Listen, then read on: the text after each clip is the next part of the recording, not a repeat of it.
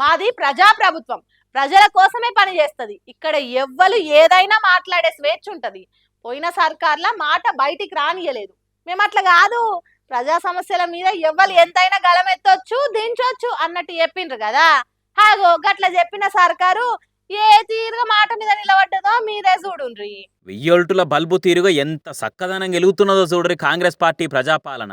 హరీష్ రావు సార్ను పోలీసులు జీపెక్కించుకొని స్టేషన్కు తీసుకుపోకుండా రోడ్డు మీద నడిపించుకుంటా తీసుకొని పోతున్నది కాంగ్రెస్ సర్కారు. రాష్ట్రానికి మంత్రిగా పనిచేసిననే కనీస మర్యాద లేకుండా, 7 సార్లు ఎమ్మెల్యే గెలిచిన లీడర్ అనే గౌరవం లేకుండా, అసెంబ్లీలో డిప్యూటీ ఫ్లోర్ లీడర్ అనేది కూడా మర్చిపోయి చుట్టూ పోలీసులు పట్టుకుంటా అటు ఇటు నెట్టుకుంటా పారిపోతున్న మనిషిని పైలంగా పట్టుకున్నట్టు చేసిరు. ఇట్లా ఇంత ఘోరం ఉంటదా? హన్మకొండ కలెక్టర్ ఆఫీస్కి వెళ్ళి పోలీస్ స్టేషన్ దాకా నడిపించేంత నేరం ఏం చేసిండు హరీష్ రావు సారు? టీఎన్జీఓల ధర్నాల కూర్చొని అటెంక పాలిటెక్నిక్ పిల్లలు చేస్తున్న ధర్నాల పాల్గొనే తందు ఓడే నేరమా? పిల్లలకు అన్యాయం జరుగుతుంటే పోరాటం చేస్తానుడే తప్ప, ఇగో ఈడ చూడు అరెస్ట్ చేస్తానికి చుట్టూ పోలీసులు ఏ తిరిగా గుంజుతున్నారో. చుట్టూ బీఆర్ఎస్ నాయకులు కార్యకర్తలున్నా పోలీసులు ఆగం చేసిరు. ఓ తీరుగా చెప్పాలంటే తొక్కిసలాట తీరే అనిపించింది. గింత అరాచకము, గింత నిరంకుశము, గీ తీరు పోలీసు రాజ్యం ఎక్కనన్నది అశపురి. పోలీసుల అనుమతి లేకుండా చేస్తున్న ధర్నా నాదేమన్నా? ముందుగానే అడిగి ముద్దుగా కలెక్టర్ ఆఫీస్ ముందు లొల్లి చేస్తున్నారు. మరి ఆడిపోయి హరీష్ రావు ఏమైనా గిట్టని పనులు చేసిండా? పాలిటెక్నిక్ విద్యార్థులకు సర్కార్ న్యాయం చేయాలని అడిగితే దానికి ఉగ్రవాదిని తరలించినట్టు, నేరాలు ఘోరాలు చేసినట్టు పద్ధతి పాడు కూడా తీసుకుపోతారా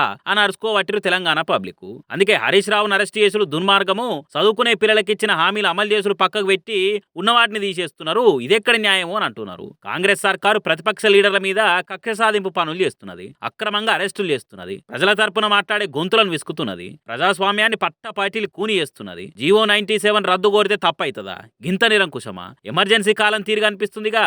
ఇదే నా ప్రజాపాలన అంటే? న్యాయం చెప్పరా పెద్ద మనిషి అంటే దుడ్డే బర్రే రెండు నాయ అన్నట్టు పాలిటెక్నిక్ పిల్లలకు అన్యాయం చేయొద్దు అని అంటే హరీష్ రావునే గొర్ర గుంజుకోబట్టిన సర్కారు. ఇటువంటి పరిపాలన ఉంటే తెలంగాణ బాగుపడ్డట్టే అని తిడుతున్నారు హరీష్ రావు అరెస్ట్ తీరు చూసిన జనాలు. ఇక ఇదే ముచ్చట మీద హరీష్ రావు సార్ మాట్లాడుకుంటా, ఇవాళ ఒక వరంగల్ పాలిటెక్నిక్ లోనే 10 మంది విద్యార్థులు టీసీ తీసుకున్నారు. ఇవాళ వాళ్ళ తల్లిదండ్రులు పాలిటెక్నిక్ కాలేజీకి వచ్చి వరంగల్లో ఈ రేవంత్ రెడ్డి పుణ్యమాని మా పిల్లల జీవితాలు ఆగమైతున్నాయి, మా పిల్లలు పాలిటెక్నిక్ చదివితే ఎదగాకుండా అయిపోతారని ఒక్క వరంగల్ పాలిటెక్నిక్ లో 10 మంది తల్లిదండ్రులు టీసీ తీసుకొని పిల్లల్ని తీసుకొని ఇంటికి పోయిన పరిస్థితి ఏర్పడ్డది.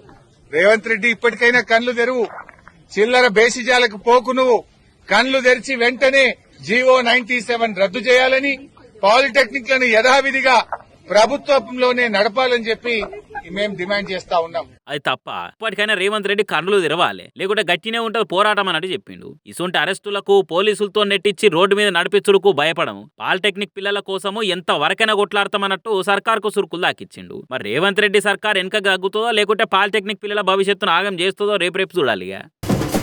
మాకేం భయం లేదు, మాది ప్రజాపాలన, పబ్లిక్ మెచ్చిన ప్రభుత్వం అని స్పీచులు దంచుకుంటేనే ఇంకో దిక్కు ప్రతిపక్షాలు పలానా కాడికి పోయి పనితనం చూసొస్తాం అనగానే హౌస్ అరెస్ట్లు అనుకుంటా అడ్డం పడుతురు పవర్లున్న పార్టీలు. మరి అపోజిషన్ లీడర్లు గట్ల పోయి చూసొస్తామని అంటేనే గంత భయపడ్డెందుకు? మళ్ళా మాది సూపర్ ఏల్వాడి అని ప్రచారాలు ఎందుకో అనే తట్టిగో ఈ తీర్ల లీడర్లను ఆకిలు దాటకుండా చేస్తుండ్రు. పాపం డ్యూటీలు చేయంగా వాళ్ళ ఇంటికన్నా టైంకు పోతున్నారో లేదో గానీ హరీష్ రావును అరెస్ట్ చేస్తానికి వారానికోసారి వరుస పెట్టి సారింటికి పోవాల్సి వస్తున్నది పాపం పోలీసులు. పోయిన వారం 19 తారీఖు నాడు కిమ్స్ దవాఖానా చూస్తానికి పోతాము అని బీఆర్ఎస్ వాళ్ళు పిలిపించేవారు కలా హరీష్ రావు ఇంటికి పోలీసులను తోలి హౌస్ అరెస్ట్ చేయించిరి. మళ్ళా 10 రోజులు కూడా కాకముందే ఇవాళ వరంగల్ పాలిటెక్నిక్ పిల్లలు తానికి పోయి మాట్లాడతానంటే మళ్ళా హౌస్ అరెస్ట్ అనుకుంటా ఆకిలు కూడా దాటకుండా పోలీసుని దింపుతిరి. ఎందుకింత భయం అవుతుంది నీకు రేవంత్ రెడ్డి అని అనుకుంటా కార్ పార్టీ వాళ్ళు కారాలు మిరియాన్ని నుడుతున్నారు గట్టిగా. ఇక హరీష్ రావు సార్ ఇంటికాడికి వచ్చిన పోలీసులతో ఈ తీర్లో జరిసేపు మాట ముచ్చట పెట్టి అలా గోసలేంటో అరుచుకున్నాడు. సరెండర్ లీవ్ డిఏ బిల్లులు వస్తున్నాయి ఆ టైంకు. ఏం బాబు బాగున్నారా?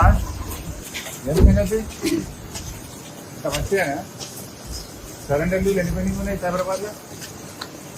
4-5 సరెండర్ లీవ్ ఎన్ని పెండింగ్ ఉన్నాయి? టీఎల్ ఎన్ని పెండింగ్ ఉన్నాయి? సరెండర్ స్కోర్ ఉన్నాయి. పిల్లల ఫీజు కట్టుకుంటారు కదా, సరెండర్ లీవ్ వస్తే క్వార్టర్లీ 3 నెలల కూడా వస్తుంది, పిల్లల ఫీజు కట్టుకుంటారు కదా బిడ్డ. మరి ఎట్లా ఫీజు ఎట్లా కట్టుకుంటారు? రేవంత్ రెడ్డి వచ్చిన ఇంకా సరెండర్ లీవ్ బంద్ కాలే. నేను బీఆర్ఎస్ ఉన్నప్పుడు, కేసీఆర్ ఉన్నప్పుడు, నేను ఉన్నప్పుడు సరెండర్ లీవ్లు ఎప్పుడు వేసినాం, 3 నెలలకు 4 నెలలకు వేసినాం. ఇప్పుడు అన్ని సరెండర్ లీవ్లు బంద్ అయిపోయినాయి, టీఎల్ బంద్ అయిపోయినాయి.